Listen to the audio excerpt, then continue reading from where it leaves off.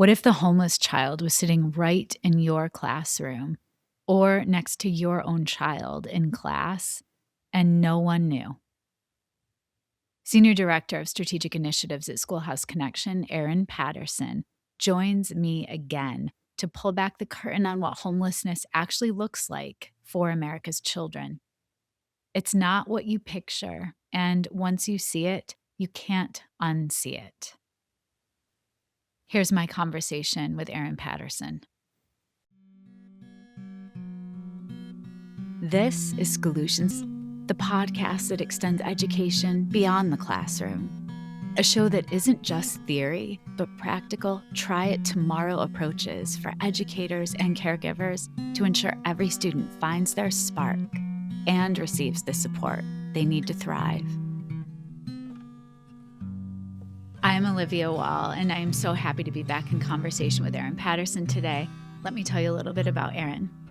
Today, as the Senior Director of Strategic Initiatives and Partnerships at SchoolHouse Connection, Erin leads the fight to ensure our nation's most vulnerable students, those experiencing homelessness in foster care and the juvenile justice system, have access to the education and stability they need. And just weeks ago, Erin helped secure a major congressional victory that will keep hundreds of thousands of homeless students in school. Erin, the work you are doing is not only inspirational, it needs to be elevated, uplifted, and everyone needs to know about SchoolHouse Connection and how it's really impacting the lives of children everywhere. So thank you for coming back and having this conversation. Thank you for having me. Yeah. Let's start off with some research that you lean on when it comes to your role. This is a great question to start with. I have two that come to mind that I'd really like to elevate with your audience here. The first is from our partners at the Harvard Center on the Developing Child, and they do a great deal of research in what they call developmental environments. And it helps to show that the physical environment around a child has dramatic impacts on how that child learns and grows and develops. And so one thing I'm excited about is that they have researched and synthesized research that lets us get into more nuanced conversations about the impacts of homelessness on young children. I think anyone would say homelessness is bad for everyone and for young children. What this new emerging research starts to show is not only how different housing interventions have positive or no effects on young children, but also things like children who experience homelessness are more likely to develop asthma in the first 6 years of life. And so pinpointing those specific physical, in addition to the social, emotional, and developmental impacts is huge, I think, for the field to be able to say, here's the problem that we can start to solve. And the other research, or researcher, I should say, this is a bit of a shameless plug. We have a new senior research specialist at SchoolHouse Connection. Her name is Sara. She is the nation's leading expert on how we do research and how we collect and make meaning of data on children and youth experiencing homelessness. Her work is expansive in this intersection. It spans things like how do doubled up living situations specifically impact young children? What about the interventions that school districts are implementing for students experiencing homelessness? How are they working? What more can we learn from them? And so much more. And so we're thrilled to have her on our team, and you'll be seeing a lot more of her work in the near future. That is amazing value add. Wow. And that's new since we spoke last. Yes. So I will make sure listeners to tuck links to all of the goodness that you just mentioned in the show notes, in addition to the link directly to Schoolhouse, because again, the work you're doing advocacy wise is tremendous. And you also, what I appreciate so much, your posts on social as well, you give very detailed, specific information that then you can let the public know this is what's happening. And so that it's extremely helpful. So, Erin, I'd love for you to paint a picture of what homelessness looks and feels like right now in the United States. I think when people hear the word homeless, they visualize a setting like a shelter or perhaps a tent city in their community or someone sleeping on the sidewalk. And those are certainly all homeless living situations. For families with children, it looks different for a number of reasons. We know that about 80% of school age children who experience homelessness do so by sharing the housing of others, what we commonly refer to as doubled up. And we also know that a growing percentage of families with children are hopping around from motel to motel a few nights at a time. That's because the idea of having to pay a full month's rent is overwhelming, but they might be able to afford a few nights at a motel at a time. And so they are piecing together living situation after living situation, which means the child is shuffled between a motel or a friend's cousin or another motel.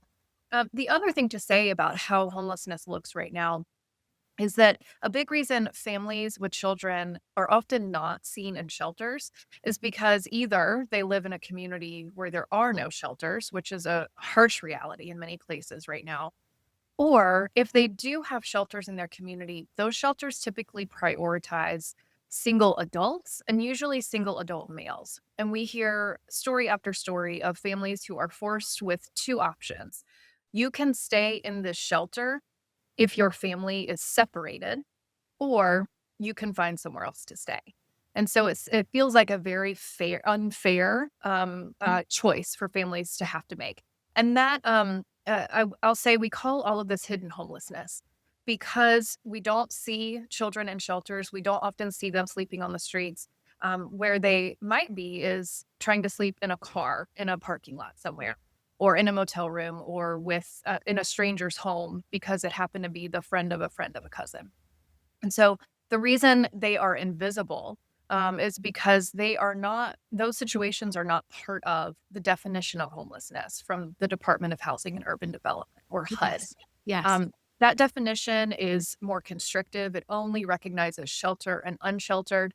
But education laws do recognize all of the broader homeless living experiences. But that mismatch means that thousands of children actually exist in data shadows unless their schools identify them. I remember you taught me that last time that we spoke, and it was crazy to me because what HUD reports as numbers of homelessness is vastly different than the actual reality. What are those numbers right now? That's a great question. So right now, we're moving into February, and you'll probably start to see a lot of news articles about the point in time or the pit count.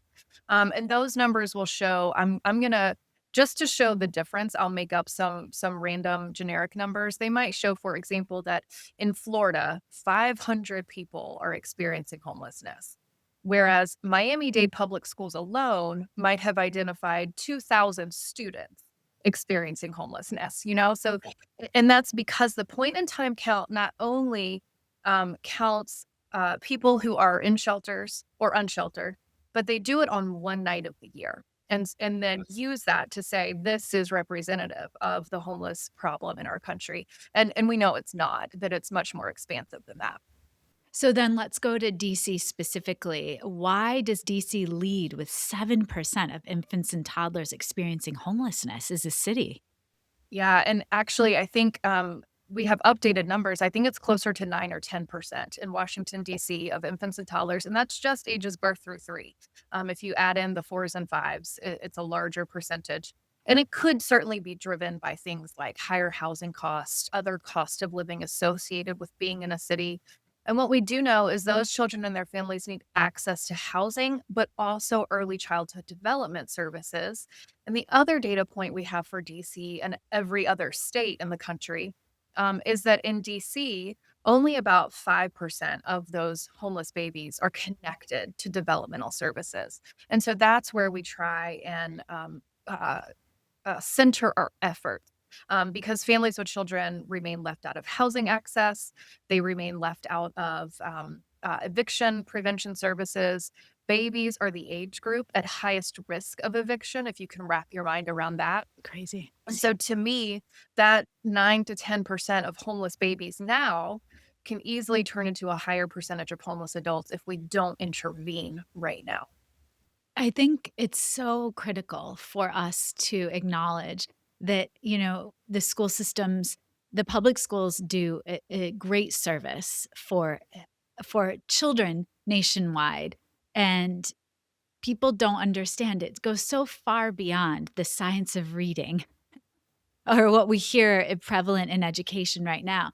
Children cannot learn if their basic needs are not met.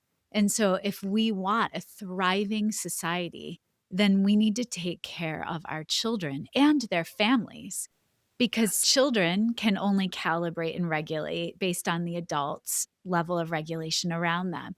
So, the work you are doing is tremendous. And what I find fascinating about your background in history, you didn't begin as an advocate. You actually were a teacher and you taught government and economics at the middle and high school level. So, share a little bit about that experience with listeners and then how that propelled you into the advocacy work. I will say it is true. My title was teacher, but I truly believe every single teacher in our country is an advocate for every student that they teach, whether they realize it going into it or not. I agree. Here, I saw so much goodness in the classroom and among my fellow teachers. Teaching made this crystal clear to me that a 1 year old who might be experiencing homelessness now in 7 years will be a third grader who likely cannot read on grade level or perform grade level math. But it's more than that. You mentioned learning being so much more than the words and the numbers. It's about learning to regulate your system, learning to trust your environment, which children cannot do if their environment is constantly changing and if they are experiencing homelessness in different situations. And so I saw firsthand how instability shows up in the classroom, whether it's fatigue, anxiety, missed days without a concrete reason, and how quickly those challenges compound. And I hope that no one ever has to experience this reality of an eighth grader coming to you, begging you for a place to stay because his family kicked him out because he came out to them. But that is the reality of so many of our students and children. And that's one example of how homelessness might impact how they can or cannot show up in the classroom. Yeah. Erin, I'd love for you to share then what led you to move from the classroom into the advocacy work? I think the simplest way to put it is that the classroom showed me the symptoms, and the most I could do as a teacher was put a band aid on it. But advocacy lets me work on the causes. Teaching one student matters, but changing policy can help millions. And that's where I wanted to get in the game a little bit more. Yeah. You're inspiring me so much because the work I'm doing in many high schools is helping the kids see that they have so much voice and that I don't like the word necessarily we're empowering kids, but I want them to feel that agency that they can do so much. And so I appreciate you saying, yeah, it feels like a band-aid sometimes, I think, when we're in the classroom, but the policy is where we create change. Listeners, I also want you to know in part two of our conversation, we are going to go in depth with the policy changes that you are making and shifting for the benefit of our children. We're going to wrap part one with a lightning round, and I'd love for your just gut responses to these questions. What do you feel right now is the hardest part of your job? The hardest part right now is hearing from students and parents who need help now, knowing that they will be rejected for housing assistance. How do they know? How do you know out of the gate that they'll be rejected? Because they don't fit that HUD definition of homelessness. So that's a huge part. And I think the last time we spoke too, you had talked about potentially getting HUD to change their definition. And we're still working on that, but we're not giving up. Um, what's one misconception we have about homelessness outside of the hidden homelessness that we see? One misconception that I still hear often is children don't experience homelessness. Just because we can't see them doesn't mean they don't exist. Yeah. And most people have met a homeless child without knowing that they are experiencing homelessness. And most people have experienced the impacts of homelessness on a child without knowing that that's what's impacting them. That's fascinating. If you had unlimited funding, where would you start? Transportation, without a doubt, transportation. The One of the root causes of almost every issue we are met with in the field is that a child or a student cannot get to where they need to go because they don't have the transportation resources, whether it's a car or a bus pass or whatever means. Even working with states like Alaska and Hawaii, they have to get even more creative because of their geography. We need better transportation in general in this country, and we need money to make it more readily available to families experiencing homelessness. I never would have thought of that. And that's something we can do. I mean, the solutions you're offering, we could all be a part of making this happen. That's so interesting. Is there a book or resource that you would recommend to caregivers or people that want to get involved in this work? If you want to get involved, my recommendation would be to read anything written by someone with lived experience. And so for us right now, we have a youth scholarship program. We have our Voices of Youth on our website. You can read their stories, their blogs. That's the first place I would recommend going. Yeah, those are beautiful, by the way. Just hearing the stories, because that's how we actually can empathize and understand our next action.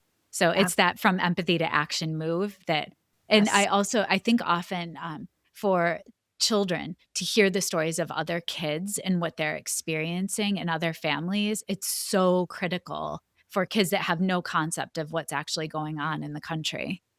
It is. It could be quite literally life changing for Yeah, many. I agree.